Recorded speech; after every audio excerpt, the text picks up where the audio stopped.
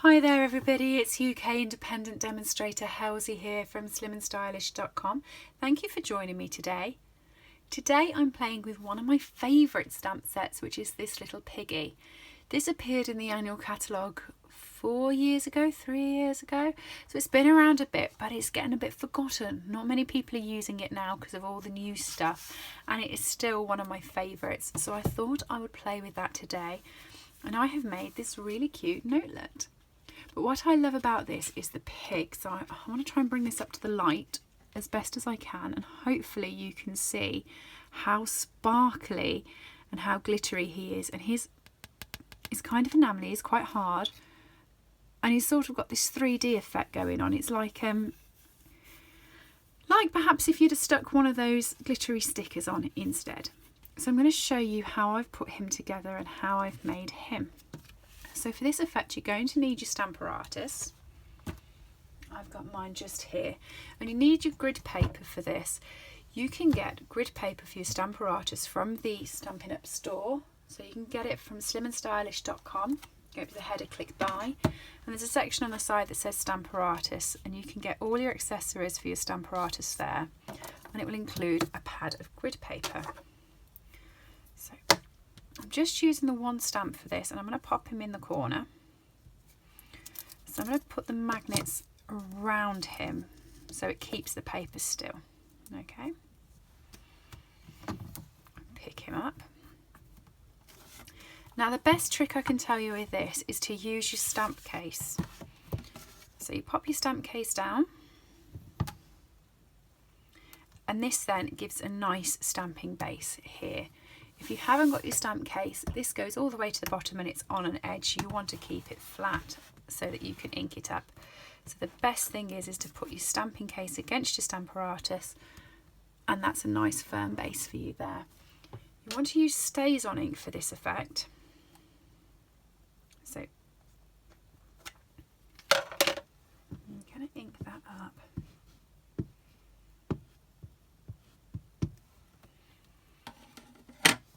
Ink him down.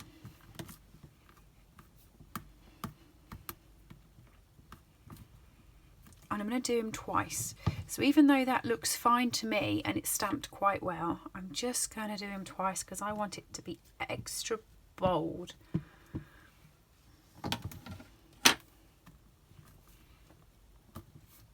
You also want to give, when you're using StazOn, you want to give it a few seconds to dry.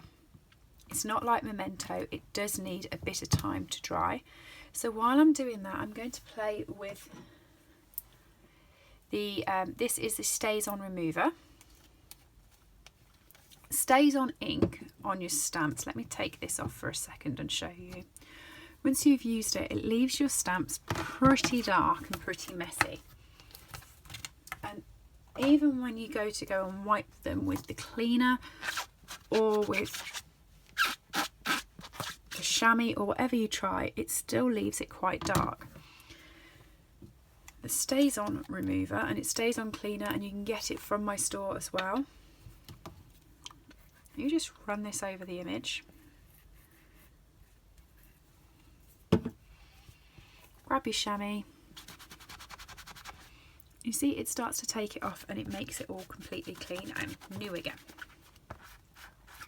And if you're like me, if you've purchased stamps, you want them to be back in the right condition when you put them back in the stamp case. You want them to last the longest amount of time possible. So use your chamois to get the dry bits up.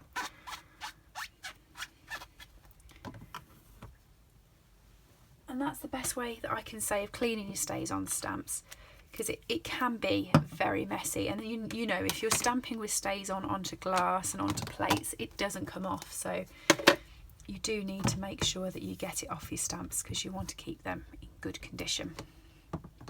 So I'm just going to pop that back in, so it should be in exactly the same space. I haven't moved this off here because I want to re-stamp over this. Okay, so I'm going to re-stamp over it with the Versamark, but what I'm going to do first is I'm going to use my embossing buddy.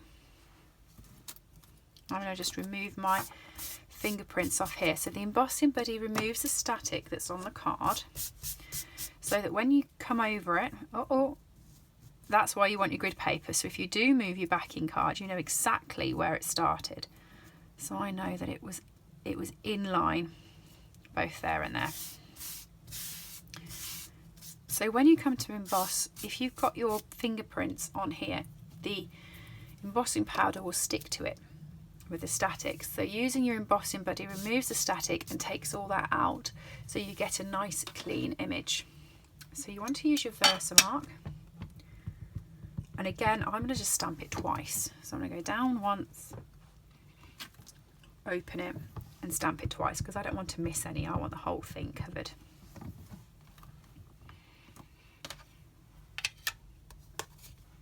Okay, I'm using clear Stampin' Emboss powder, so I've got my clear one there.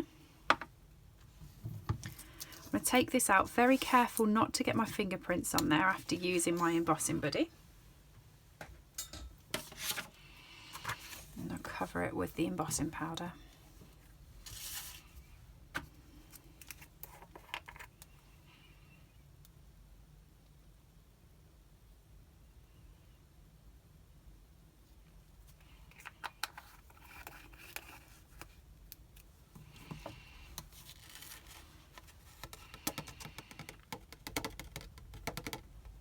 The way you can tell if you've covered it all and if it's done is if it looks matte, so it doesn't look shiny, and then you know it's done correctly. I'm just going to put that off to the side.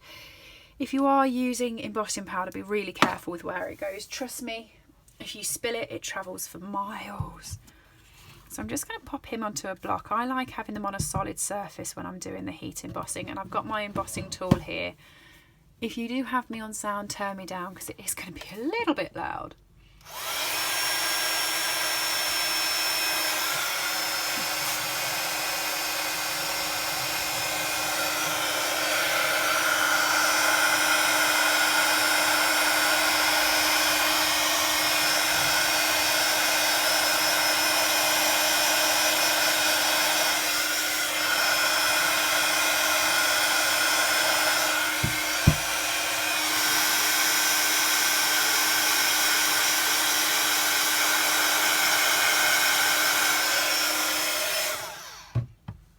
Okay, once that's done, it should be all nice and shiny. So that's how you get your first shine onto the cardstock.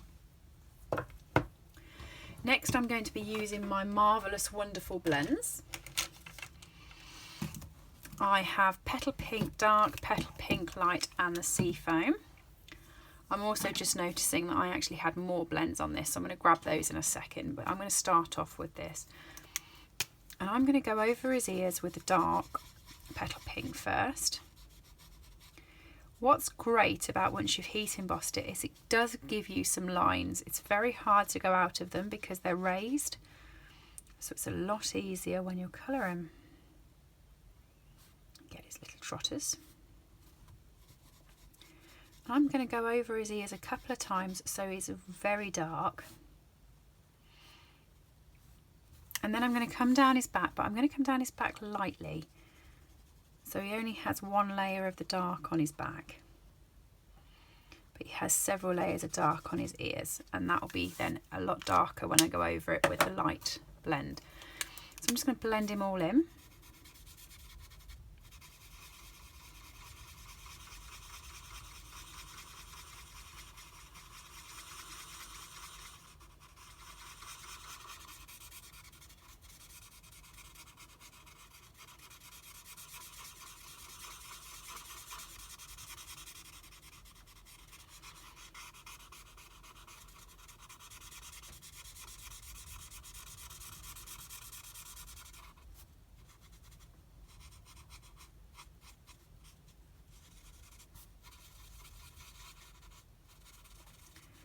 Over his ears, over the back, and just blend him in so that it's really dark on the one side, really light on the other side. And I'm going to use the colour lifter as well here, just to make his tummy even lighter.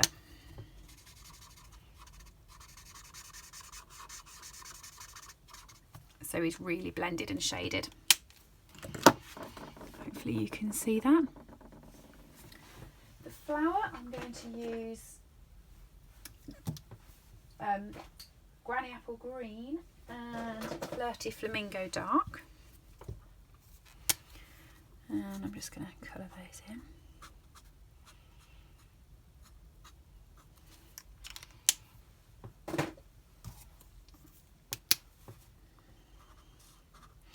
Actually, I'm going to want a yellow, aren't I, filling in the middle. What have I got here? And Pineapple Punch Dark. There we go. Right, so once I've done that, I'm going to want to actually start making him into this enamel. But because I'm doing this for a video and I want you to see the whole card, I'm actually going to make the card first, I think. So I'm going to put the ribbons on first, but normally you would do this and then finish the card. Okay, so I'm using the ribbon. This is the new ribbon from the new mini catalogue, and it's the Champagne Metallic Edge ribbon. And for this one, I want 2 strips of it. 1.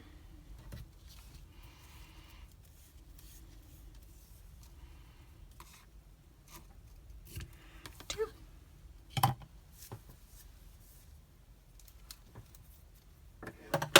And what I'm going to do is I'm going to stick this over the corner like that. Okay, so you want your snail.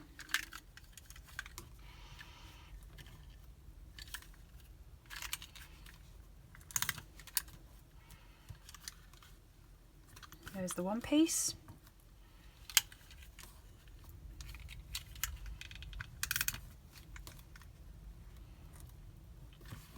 There's the other piece. You want to make sure it's quite tight so that stays where it should be staying. And again here, flip it over.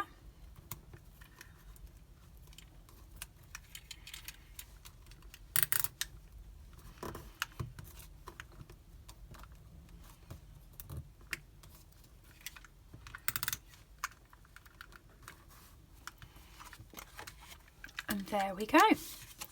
I'm then going to stick all of this down onto the backing sheet, which is Petal Pink.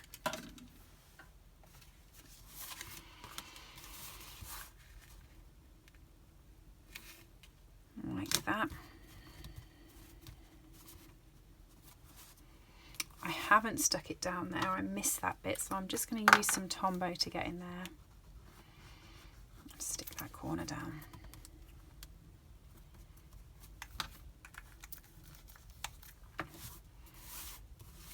I'm then going to stick it onto the card base now. Like I said, I would have normally played with the pig first and put all this on afterwards, but because I don't want you to sit and wait for the pig to dry, I'm doing this way round, which is a bit backwards to me. It feels a bit wrong, but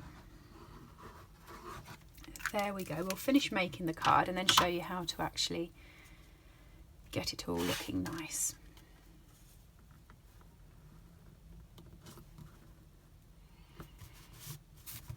Right, so that's all that bit done. I've just realised I forgot the sea foam, so I've gone for dark sea foam at the bottom, and I have just gone over all of the grassy area. So now what you do to get the nice enamel sparkly effect is you want to come in with your Wink of Stella and you want to cover the pig, absolutely cover him. Keep going over him. What should we call him? Percy? Percy Pig? Come on, Percy. Or Horace. No, he's a Horace. He's not Percy, he's Horace. That was a very quick change in name. You'll get very confused, but his name's Horace. I'm going to keep going over him until he's glittery.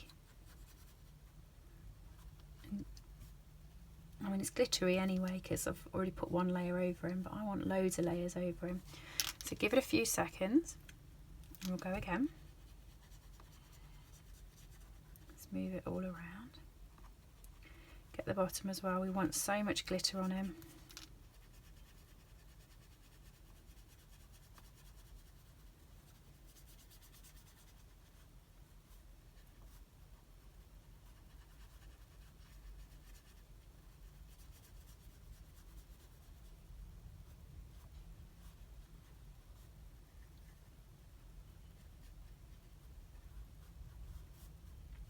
go again. So now he's got loads of layer of glitter on and he's really, really glittering. So once you've done that, you then want to come in with your fine tip glue pen. You want to start at a tip and you just want to layer up the glue. It's quite easy because of the heat embossing that was there first. It sort of captures the glue. You want to get a really good layer of the glue over him.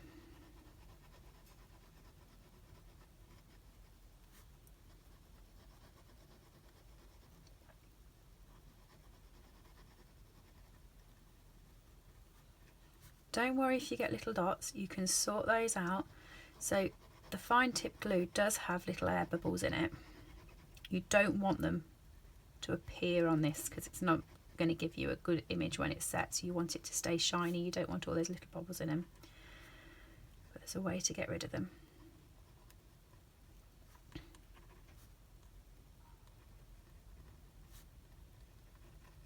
Just keep going over all of it. Over the flower, over the leaf, and then go back over him. Until you're sure that all of him is covered with the glue. And if you actually move him into the light, you should be able to see if you've missed any bits and drag the glue into those bits that you've missed. Okay, there's no missed bits there now. Put your lid straight back on.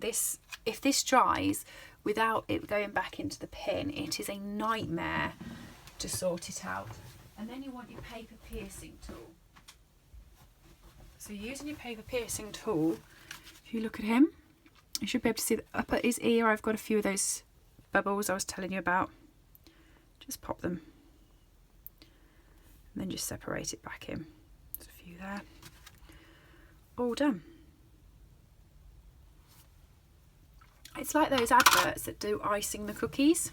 You want to make sure you've just got a whole bit about it, and then when it dries, it will dry lovely and smooth, and it will give such a good polish to it, like that. So then just to finish this card, you just want a little bow.